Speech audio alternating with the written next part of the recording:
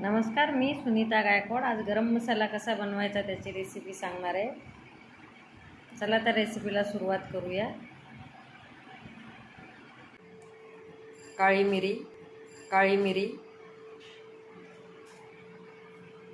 6 जिरं, चक्रीफूल 7-8, तेजपान थोडंसं, मोठी विलायची 5,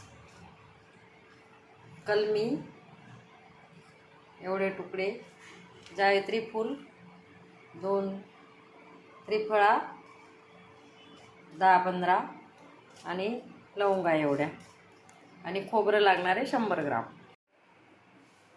हे कराळ आहे, आमच्याकडे कराळ बोलतात त्याला। हे 1 वाटी लागणार आहे। 1 वाटी धने आणि दगडफूल।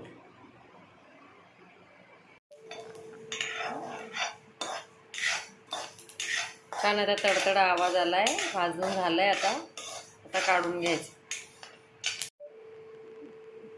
2 थेंब तेल टाकायचं आणि खोबरं टाकायचं। खोबरं भाजून घ्यायचं। आता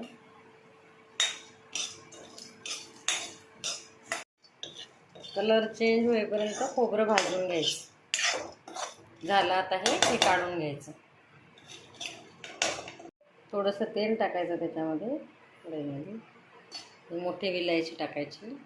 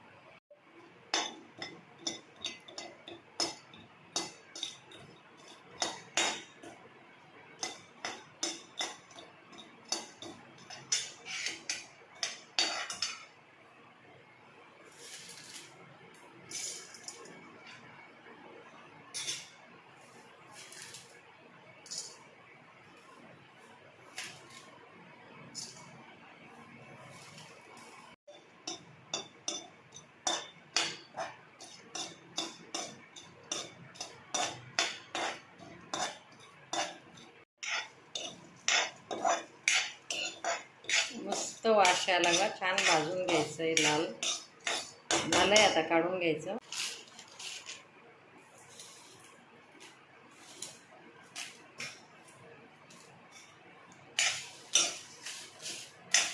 छान परतून घ्यायचे, काढून घ्यायचे।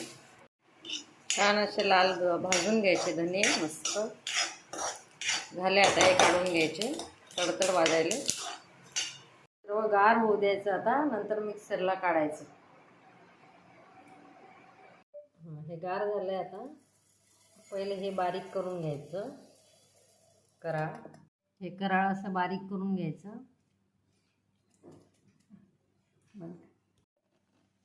आणि गरम मसाला पण याच्यावरती बारीक करून टाकायचा। हे सगळं मिक्सरमध्ये काढून घ्यायचं।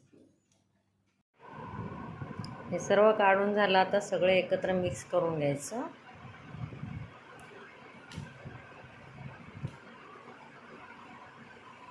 हे मिक्स करून पुन्हा एकदा मिक्सरला फिरवून घ्यायचं।